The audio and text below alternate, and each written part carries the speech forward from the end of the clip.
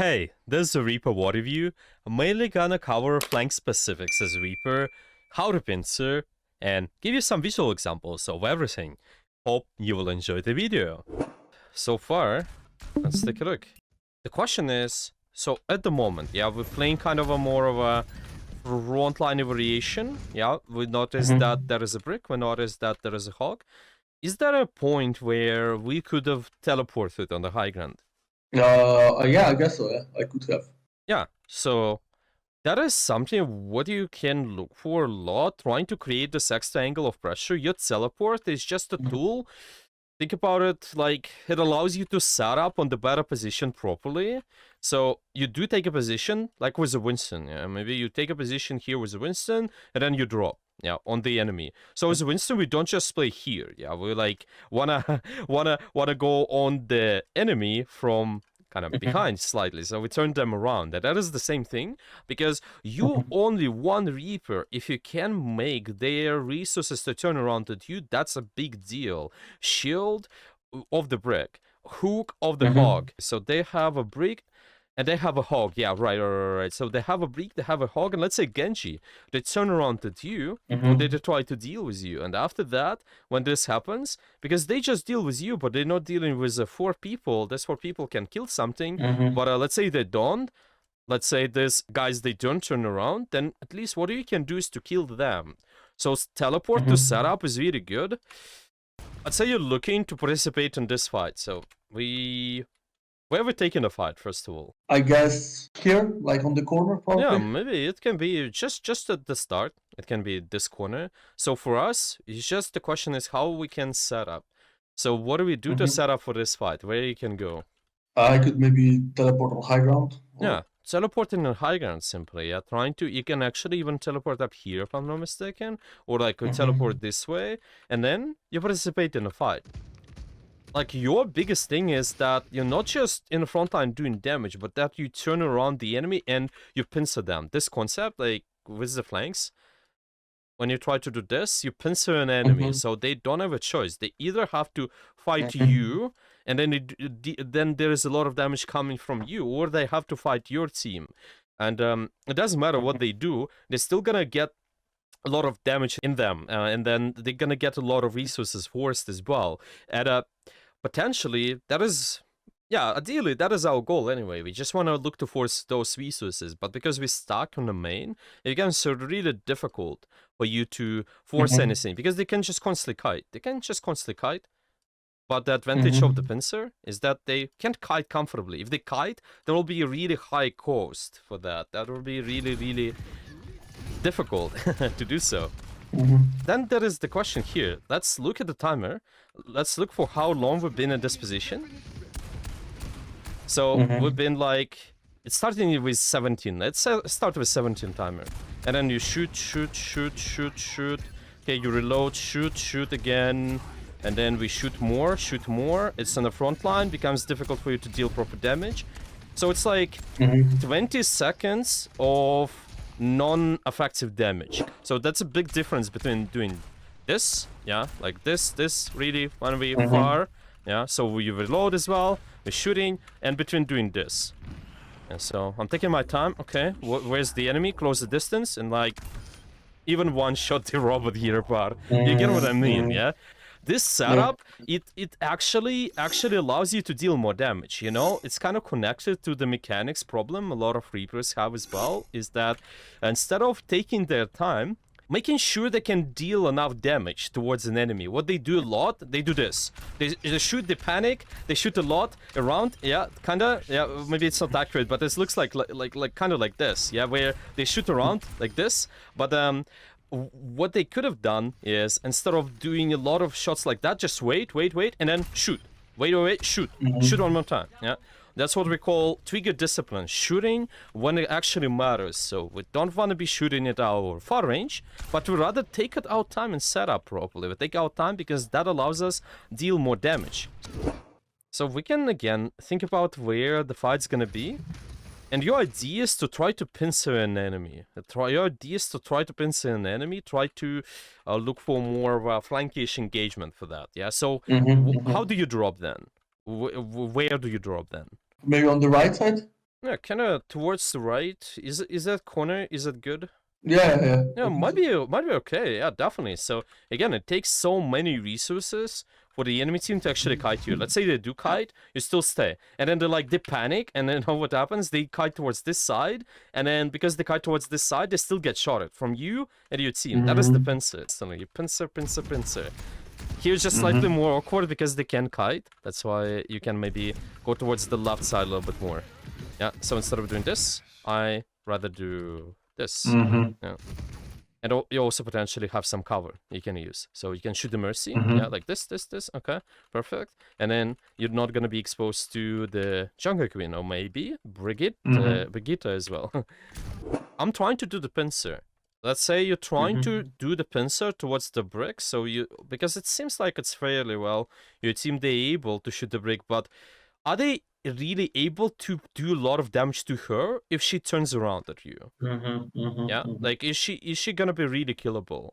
And sometimes, of course, you can find those targets who are isolated or maybe really low HP.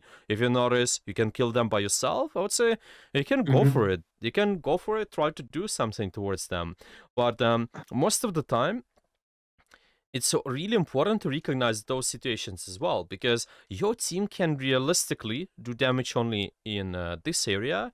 It becomes pretty tough for them to get kills, because these guys are kiting, but you can make this guy's life harder, yeah, by pincering them. And because you pincer, then eventually, maybe let's say you shoot the Mercy will try to kite, and she will get shot at because she will be in the range of your team here. Let's look for the pincer. More of a closer range pincer on anybody who your team can follow up. Yeah. So right now, who should we pincer? Who we go after here? Some of the guys on the front line, I guess. No, probably the front line, and of course it's not gonna be the tank too. It's you can be prioritizing the squishy because they're more killable in most cases. But maybe shooting the Mercy, maybe shooting the Junkrat. Yeah, it's gonna be much easier. You shoot these guys. How do they kite? Yeah, let's say they try to kite towards these positions. They still get shotted by you. But if you shoot the brick here, the brick kites this way, and then she's not gonna get shotted by your team. So you give them no choice but get shotted from somebody. That's why you look for more flankier, closer range flanks. Let's call them that.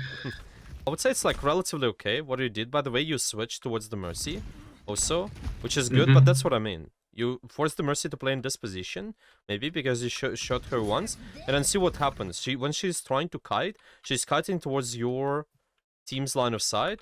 So actually that works, sort of. Yeah, so she's in a really bad spot. Where we should go now? Should we stay in the main, or what we should do? Yeah, maybe I could have ported on the top, or... Yeah, I think so too. On the So left side. can be your constant cycle for now. Trying to set up for the pincer, then use the pincer, try to do something from the position, and later you can shift out. You can shift out somewhere. You can call it, just go for those 3 steps. You take a position, and then after that, you control the position, get rid of the Junkrats, get rid of the Genjis if they contest you, and then after, you use the position. So for you, controlling, taking, means that you teleport somewhere. You teleport somewhere where you can look to do the pincer, and then when you look into control, it's just all about getting rid of the enemy here and out. And then after that, you're looking to use. You're looking to use that position, so you're looking to drop, trying to look for more shorter range engagements. Shorter range, in a way such as, well, so your team can follow. Shorter range flanks, closer towards your main core.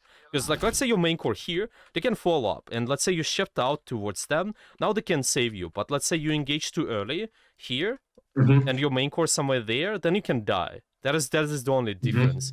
That's why you want to look for more short range. Yeah, let's say your main core suddenly there, maybe you can be here and then engage this way, and then you can shift out. Yeah, so wanna be one shift away from our team.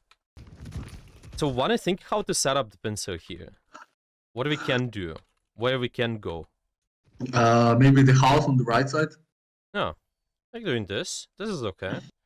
Okay, so when we're doing this, what are you gonna be aware of? Let's say You're trying to set up for this here, okay? Instead of going towards the main here where your team is gonna be anyway. So you mostly expect them to go from this side. But as a Reaper, you have an extra mobility tool, such as teleport. So you can use that in order to get better position. And now the question is, let's say you got to this position, maybe it's your teleport, you got there really fast. When do you engage exactly? What's the right time for you to go in and do something? I guess together with tank. No, I would say that can be the main trigger. You can also be aware of the rest of your team, where they are. Your tank is slightly early, but I still can think about how you can utilize it. Ideally, when you really start being aggressive, you want to make sure most of your team can follow up, though. That is the most important. Let's say you're here, now your team is ready, you go on somebody, and then you pincer this way. Oh, by the way, that is an example. If you go from this position, and then you're deciding to shift, then you probably wouldn't shift towards your team. Maybe you would try to shift towards this position again, and then you can utilize that later. So first of all, I'm just looking to set up the pincer. My team, probably they're trying to go towards this point. So I can go just teleport, yeah, setting up the pincer, okay? So doing this, yeah, and then I know the fight's happening here, my team is going here, and my enemy team, they're not gonna kite properly. So I can just shoot 1-2 shots. If the Hanzo is not gonna kite, I just kill him instantly in 1-2 shots. I don't need to be like longer range. I need to set up in a shorter range corridors, shorter range spaces. Yeah, right now I can even pressure without my shield because we have an advantage. We have the tempo, so I can just maintain. The aggression. Okay. I'm trying to set up again, but I'm thinking, okay, they're only 2, so I can pressure. I'm trying to lean in towards the pincer, though. Yeah, so I'm not going towards the main constantly. I'm trying to lean towards the pincer, so I like not giving the enemy opportunity to kite. Setting up the next pincer, I'm gonna wait. Actually, you can wait. You don't have to shoot. You can be sneaky. The only time when you have to really shoot is when you're in front of somebody. So you can be thinking now. I recognize that the enemy team, they're going left. Was a little bit of a mistake for me. I actually went here too early. I could have allowed these guys to go forward a little bit more, so I create the better pincer. Yeah. And I think that's why I die probably. Maybe I don't. Maybe I don't die. Yeah. Because they just don't push me. Yeah, that's why I don't die. But I could have waited potentially longer, because if these guys will use their resources when my team can shoot them, that'll be really valuable. So that was just the timing issue for me. This, for example, yeah, let's say I'm using shift again. I'm not gonna shift towards my team. My team is right behind me. Okay, my team is right behind me. Yes, I have some members there, but I wanna lean towards the creating the pincer anyway, trying to maintain my flanky position. So I can do this. Yeah, I recognize, well, the enemy team, they're actually a little bit far forward on right. I create pincer again, go all the way back. I recognize there's a Widowmaker, so I gotta be careful, looking to set up again. And then I'm just doing this, kind of going towards the Widowmaker, shifting because she can kill me, they headshot me. So I just get rid of their backline. Sometimes if somebody is isolated, you can get rid of them by yourself. But there is an example where the target was isolated. That's why I was going on that. A lot of times your engagement should be more leaning towards the front line. Yeah, it's most of the time. But this is an exception. But look how I maintain this position though. So I'm not gonna go to my team. I'm not gonna do this. I'm gonna maintain this so I can pincer again. But aren't you worried? Aren't you worried that you have like low health? Yeah, I'm worried. That's why I stay in my healer sightlines, but I not gonna drop them. Yes. So I'm not gonna drop. Yeah, I don't have to go so close to them that they'll heal me. Like, yeah, I can keep some distance. Yeah, exactly. I could have stayed a little bit longer, so I actually get healed. I think I was a little bit impatient. I was just like, yeah, I guess my team's not healing me, so I just do this again. But yeah, there is your thought process. You utilize. That's why you utilize more shorter range pincer as well. So your team will be able to support you when you're doing that a lot of times.